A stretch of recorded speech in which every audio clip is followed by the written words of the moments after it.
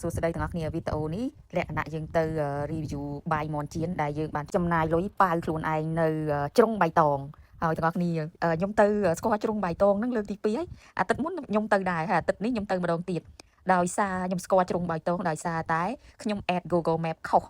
ហើយខ្ញុំត្រូវតែទៅគៀកសុផាតដើម្បីឲ្យសុផាតជួយកែ Google Map ចការប៉ាខ្ញុំឲ្យអញ្ចឹងឲ្យតែគេមាន meet up ដឹងតែឃើញមុខខ្ញុំហើយតែកាលពីមុនខ្ញុំអត់ទាន់ខុសអត់សូវឃើញមុខខ្ញុំទេទាំងអស់គ្នាហើយឥឡូវកុំឲ្យនេះយូរឥឡូវយើងមក review បាយមាន់នេះហើយទាំងអស់គ្នាមើលវីដេអូហ្នឹង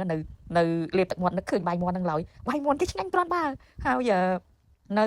កាពិតថ្ងៃហ្នឹងអត់ទាន់ញ៉ាំអីទេទាំងអស់គ្នាអើយខ្ញុំមួយថ្ងៃនេះខ្ញុំខំប្រឹងធ្វើការតាំងពីមា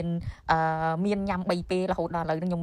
មានលទ្ធភាពញ៉ាំតែមួយពេលទេគឺខ្ញុំញ៉ាំនៅពេលម៉ោង4ម៉ោង5ល្ងាចឬក៏ម៉ោង6ក្នុងមួយថ្ងៃគឺខ្ញុំញ៉ាំតែមួយពេលហ្នឹងទេដោយសារតែហេតុអីខ្ញុំចូលគេងយប់ជ្រៅអញ្ចឹងខ្ញុំក្រោកឡើង skip breakfast skip lunch ខ្ញុំញ៉ាំកាហ្វេហើយបន្ទាប់ទៅជារៀងរាល់ថ្ងៃគឺខ្ញុំញ៉ាំបាយនៅម៉ោង4ម៉ោង5ម៉ោង6ល្ងាចអញ្ចឹងខ្ញុំចំណេញបាន2ពេលនៅក្នុងជីវិតរបស់ខ្ញុំប៉ុន្តែសួរតែខ្ញុំសល់អីអត់មានសល់អីទេទាំងអស់គ្នាហើយវិធីសាស្ត្រហ្នឹងគឺអត់ recommend ឲ្យអ្នកទាំងអស់គ្នាធ្វើអញ្ចឹងដូចខ្ញុំទេតែបើសិនជាអ្នកទាំងអស់គ្នាចង់រក្សារៀង20ឆ្នាំក្រោយ30ឆ្នាំក្រោយរៀងនៅតែដូចខ្ញុំអ្នកទាំងអស់គ្នាអាចធ្វើតាមខ្ញុំបានក៏ប៉ុន្តែបើសិនជាមិនចង់បានដូចខ្ញុំទេកុំធ្វើតាមខ្ញុំពីព្រោះអីអាចនឹងប៉ះពាល់ដល់សុខភាពអ្នកទាំងអស់គ្នាពីព្រោះខ្ញុំដឹងថាអ្នកខ្លះគឺចំណាយពេល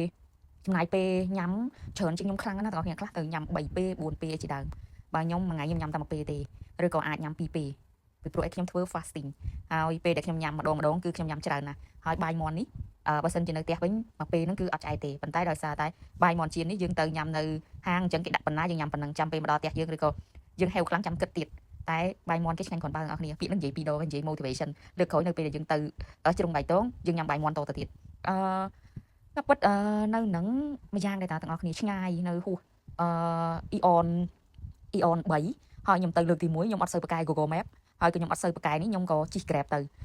ដើម្បីឲ្យស្គាល់ម្ដងសិនហើយបន្ទាប់មកបានខ្ញុំជិះម៉ូតូទៅខ្លួនឯងដើម្បី sell លុយពីព្រោះអីពីផ្ទះខ្ញុំទៅដល់ហ្នឹងក៏អស់ជាង10000ដែរអញ្ចឹងបើសិនជាយើងជិះម៉ូតូទៅខ្លួនឯងយើងចំណេញបានកាហ្វេមួយកែវអញ្ចឹងលើក្រោយជិះម៉ូតូទៅខ្លួនឯងហើយយើងជិះលក្ខណៈត្រឹកទៅគឺមានយើងអាចលំហែអីអញ្ចឹងជាដើមណាហើយទាំងអស់គ្នាជីវិតរបស់ខ្ញុំខ្ញុំនិយាយមែនបើសិនជាខ្ញុំអត់មានការងារអីត្រូវទៅកន្លែងនង